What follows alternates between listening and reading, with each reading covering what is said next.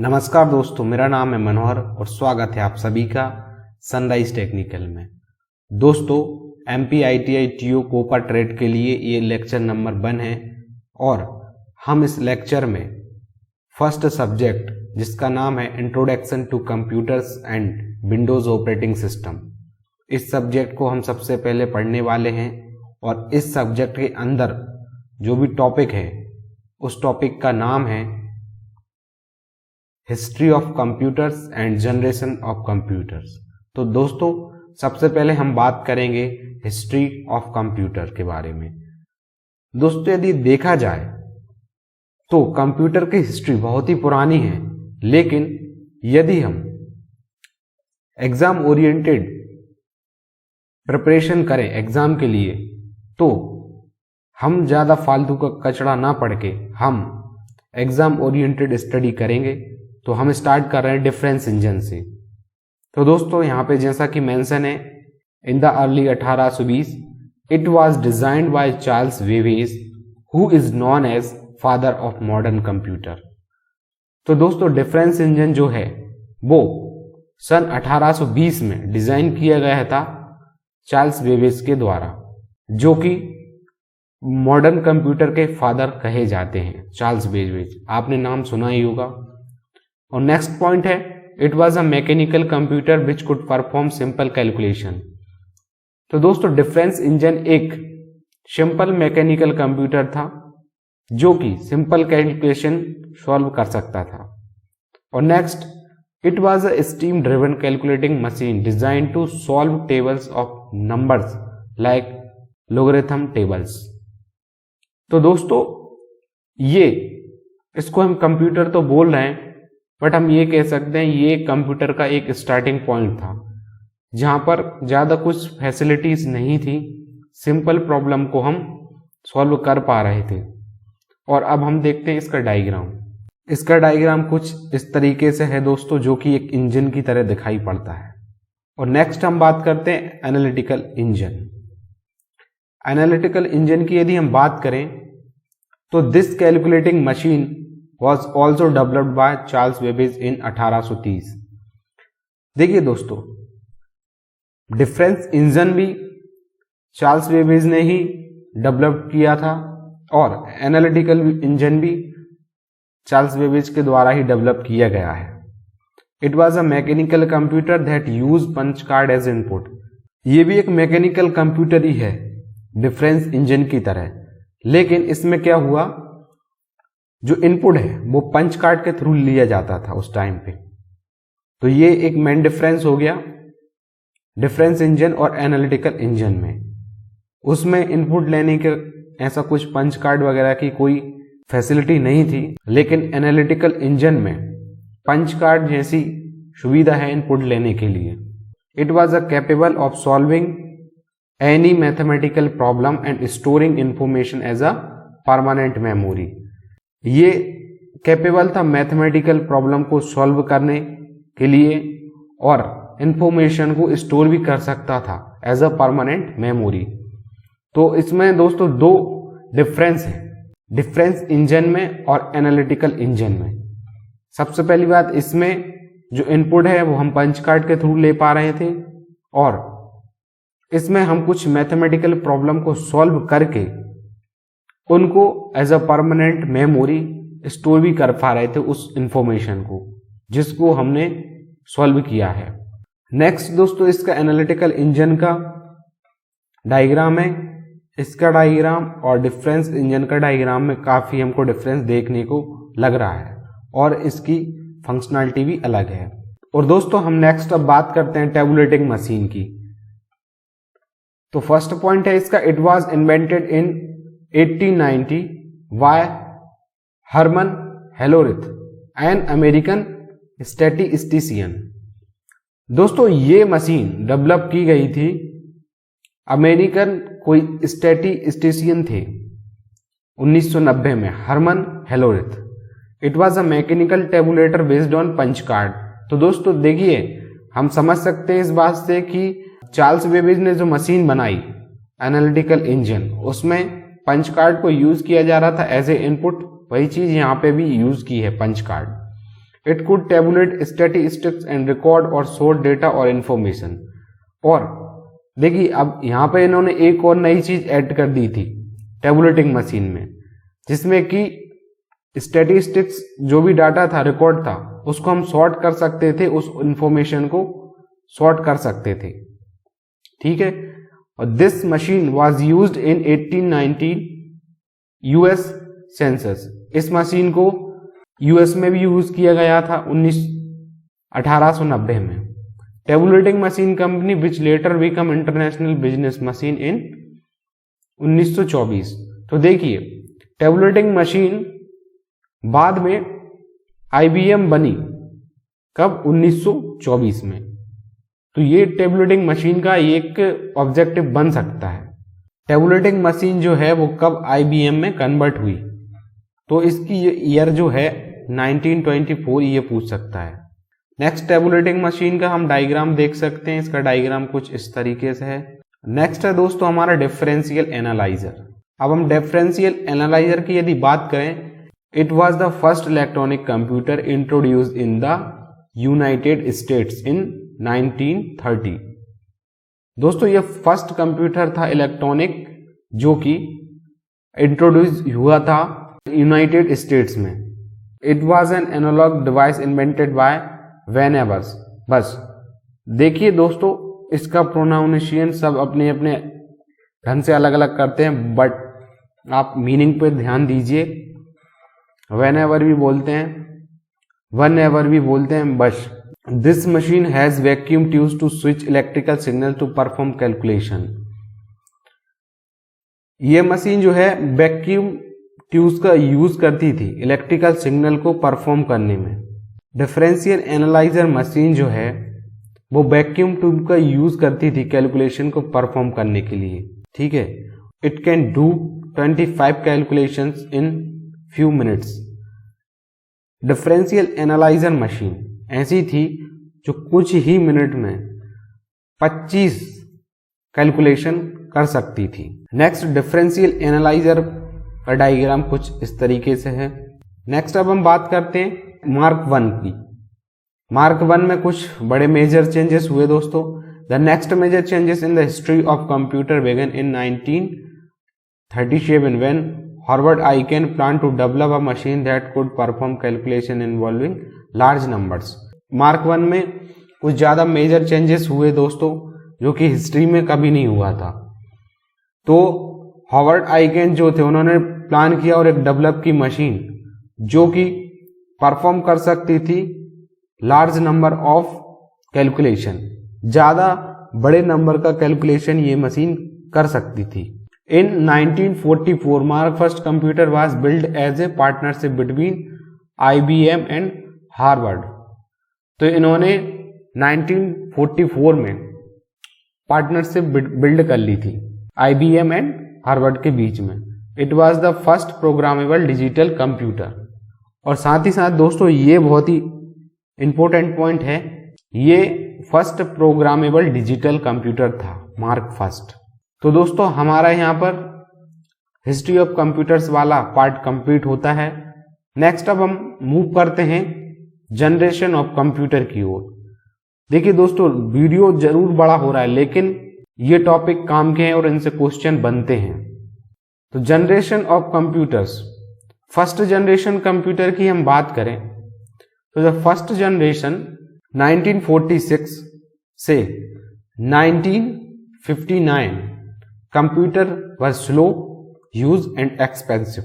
देखिए दोस्तों first generation की जो ईयर है वो आपको याद रखनी पड़ेगी क्योंकि यही चीजें ज्यादा पूछते हैं। फर्स्ट जनरेशन की जो ईयर है वो है 1946 से 1959 तक। और इस फर्स्ट जनरेशन के कंप्यूटर स्लो थे, साइज में बड़े थे और महंगे भी थे। और नेक्स्ट पॉइंट हमारा है in these computers vacuum tube were used as the basic components of CPU and memory. तो दोस्तों वैक्यूम ट्यूब्स का यूज फर्स्ट जनरेशन के कंप्यूटर में हुआ। These computer were mainly depends on batch operating system and punch card. First generation के computer जो दोस्तों थे वो batch operating system and punch card के ऊपर डिपेंडेंट थे। अब ये बैच ऑपरेटिंग सिस्टम क्या होता है आगे हम पढ़ेंगे इसके बारे में। जब ऑपरेटिंग सिस्टम वाला हमारा टॉपिक आएगा तो ये उसमें क्लियर हो जाएगा कि what is batch operating system. Next point है magnetic tape and paper tape were used as output and input device in this generation. तो देखिए magnetic tape and paper tape use किए जाते थे as a output and input device in this generation. आगे बढ़ते हैं हम। तो some of the popular first generation computer are, कुछ पॉपुलर कंप्यूटर्स हैं फर्स्ट जनरेशन के जो काफी इंपॉर्टेंट हैं। तो सबसे पहला हमारा एग्जाम्पल है ENIAC electronic numerical integrator and computer.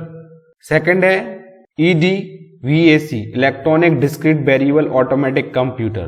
Third है UNIVACI universal automatic computer. And fourth है IBM 701 और लास्ट वन हमारा है IBM 650। नेक्स्ट अब हम बात करेंगे दोस्तों सेकंड जनरेशन कंप्यूटर्स की। द सेकंड जनरेशन कंप्यूटर 1959 से 1965 was the era of the transistor computer. देखिए अब यहाँ पे क्या हुआ, इन्होंने वैक्यूम ट्यूब का यूज ना करते हुए ट्रांजिस्टर का यूज हुआ सेकंड जनरेशन कंप्यूटर में। These computers use transistor which were cheap, compact and consuming less power. Transistor के कुछ फायदे भी हैं जब इन्होंने इस ट्रांजिस्टर को यूज किया। तो ट्रांजिस्टर सस्ते होते हैं, साइज में भी थोड़े छोटे होते हैं और ये कम पावर को कंज्यूम करते हैं। तो ये कुछ बेनिफिट सेकंड जनरेशन में हुए।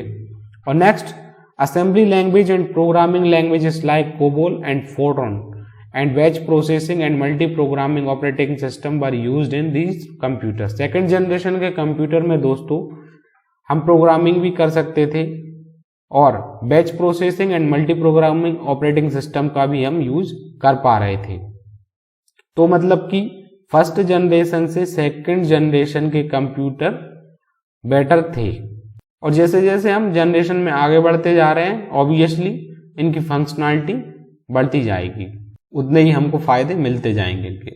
सम of the popular second generation computer are, कुछ सेकंड जनरेशन के कंप्यूटर भी हैं यहाँ पे जैसे कि IBM 1620, IBM 7094, CDC 1604, CDC 3600 और ये UNIVAC 1108।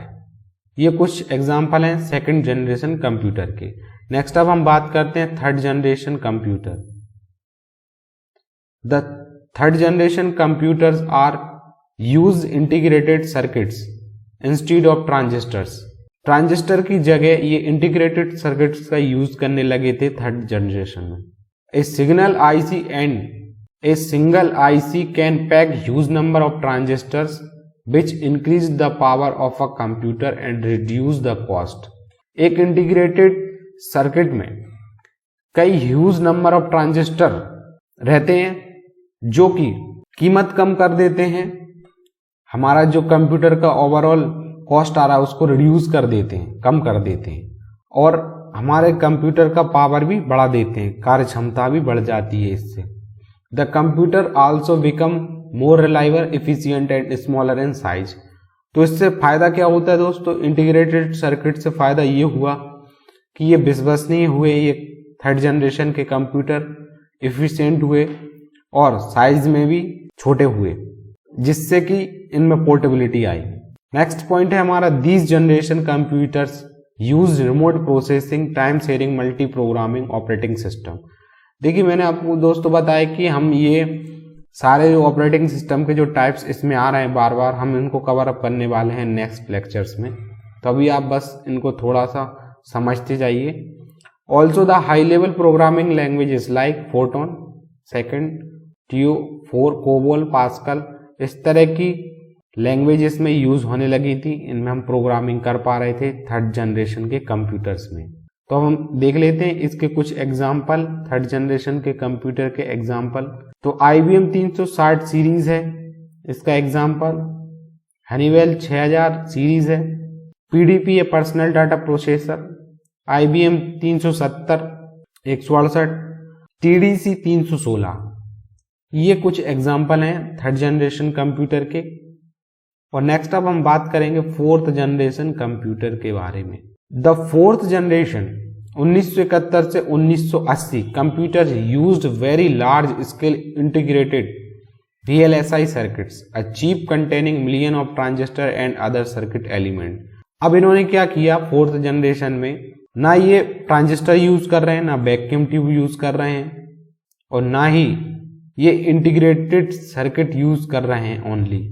अब ये यूज कर रहे हैं very large scale integrated circuits, जो कि उसके अंदर कंटेनिंग कर रहा है मिलियन ऑफ ट्रांजिस्टर, बहुत सारे transistor and other circuit elements उसमें इन्वॉल्व हैं। जिससे क्या होगा, this chip made this generation computer more compact, powerful, fast and affordable. इससे क्या हुआ कि ये कंप्यूटर हमको कुछ सस्ते भी मिलने लगे, इनकी कार्य क्षमता में भी कुछ स्पीड आई, पोर्टेबिलिटी बढ़ी छोटे हुए साइज में, और पावरफुल तो थे ही। This generation computer use real time, time sharing and distributed operating system. देखिए दोस्तों, ये फिर आ गया ऑपरेटिंग सिस्टम, हम इनके बारे में बात करेंगे नेक्स्ट लेक्चर में। The programming languages like C, C++, DBase were also used in this generation.